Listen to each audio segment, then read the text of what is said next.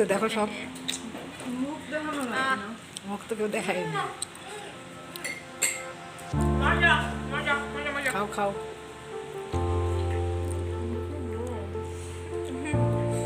ঢুকতেছে। দেখো বানানোর সময় লাগলো খাই। আমি এখানে 1 কাপ ময়দা নিলাম। ময়দার সাথে আমি 1/4 চামচেরও কম তালমাখনা মিক্স করছি। আর এই তালমাখনা আমাদের ফুচকাকে মচমচা করে। ফুচকা যে মচমচা হয় এই তালমাখনার জন্য ফুচকাটা মচমচা হয়। আমি এখন প্রয়োজন মতো লবণ দিব। লবণ দিয়ে আবার ভাগ তেল দিব 1 টেবিল চামচ পরিমাণ।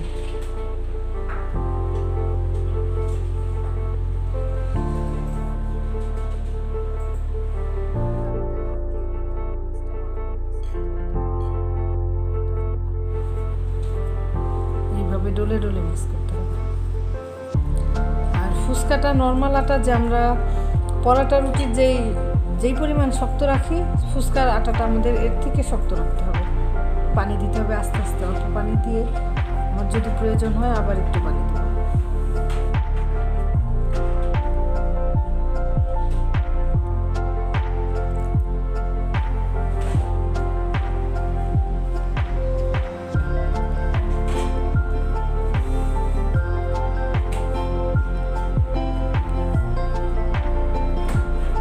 আর একটু পানি দিতে হবে।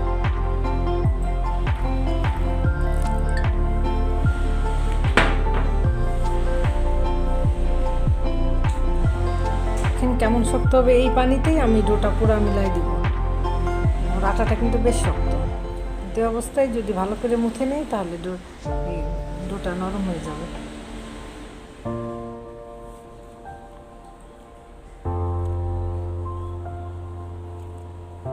এই যে মুথা হয়ে গেছে।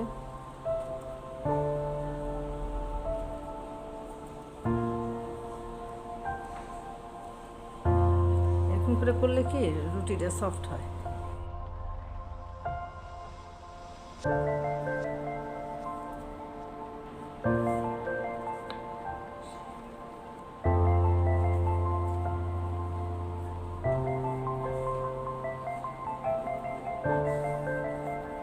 এখানে 4টা হয়েছে।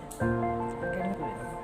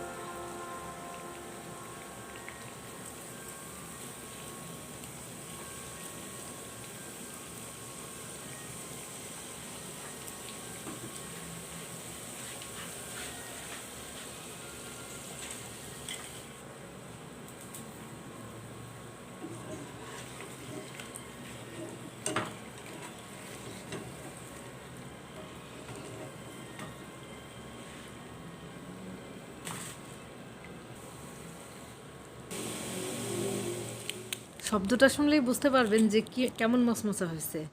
আলহামদুলিল্লাহ অনেক মশমশা হয়েছে। এইটা এরকম একেবারে লাল হয়ে ভাজে নাই, তারপরেও এটাও অনেক মশমশা। আপনার শব্দটা শুনেন, দেখছেন কত মশমশা। আর এটা আপনারা অনেক দিন রেখে খেতে পারেন। আমি এখন ডিমটা ক্রাশ করে নেই।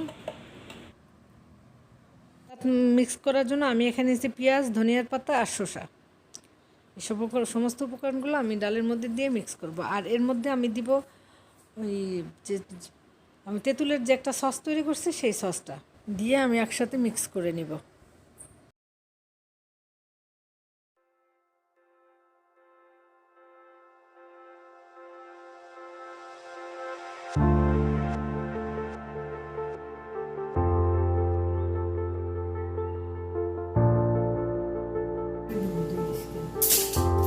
তোমাকে করে না